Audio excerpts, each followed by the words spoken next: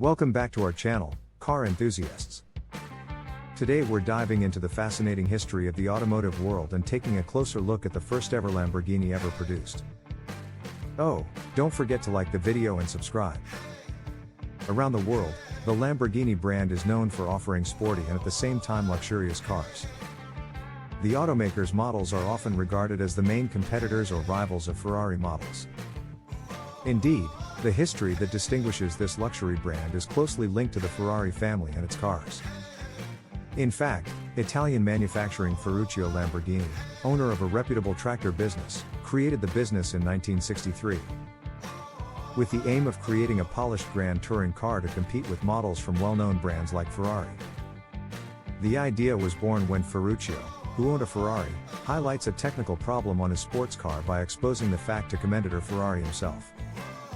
The latter answered him that it was not the clutch of his Ferrari that slipped, but he who could only drive tractors. Years later, the businessman would reflect on this in an interview with Rai, saying, "From then, I stuck my neck out and told myself, now I'll develop my own car." As a good Emilian, Ferruccio Lamborghini keeps his word and drives the Ferrari 250 every day. Automobili Lamborghini was founded on March 7, 1963, with the prototype 350 GTV being unveiled at the Salone di Torino in record time.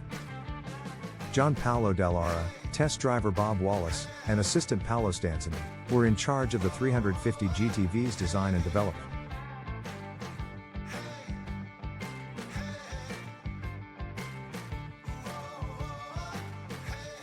The engine and an early chassis were created by Giotto Bizzarini on commission.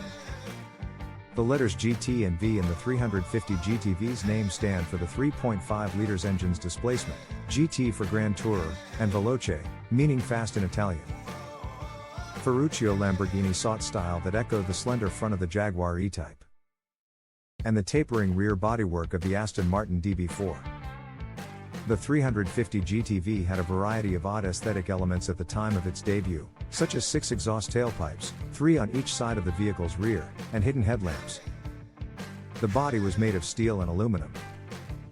The Sargiotto employees was creating plastic product molds, hence the 350 GTV's body had several fit and quality flaws. To create the 350 GTV engine, a company hired Giotto Bizzarini. Up until the conclusion of the Murcielago's manufacturing in 2010, this was the first incarnation of the Lamborghini V12 series of engines, which would power subsequent Lamborghini cars. Using the DIN measurement standard, Bizzarini created a 3.5-liter V12 engine for racing that produces 326 Nm of torque and 255 kilowatts. From Bizzarini's concept for a 1.5-liter Formula One racing engine, this design was created.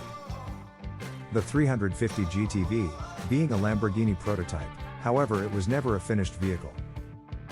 The assembly team learned that the body panels wouldn't fit around the engine during the final stages of the process. For this reason, Ferruccio kept the bonnet closed throughout the tour and auto display since he had no further plans for the 350 GTV except to be a display vehicle. He also had the engine bay brick ballasted. As we already said, the car has been introduced to the public in 1963, at the Turin Auto Show.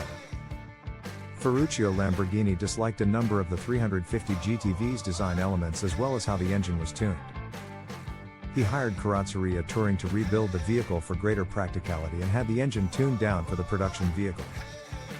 Additionally, a more straightforward wet sump system and a more popular model of Weber side draft carburetors were used in place of the old carburetors.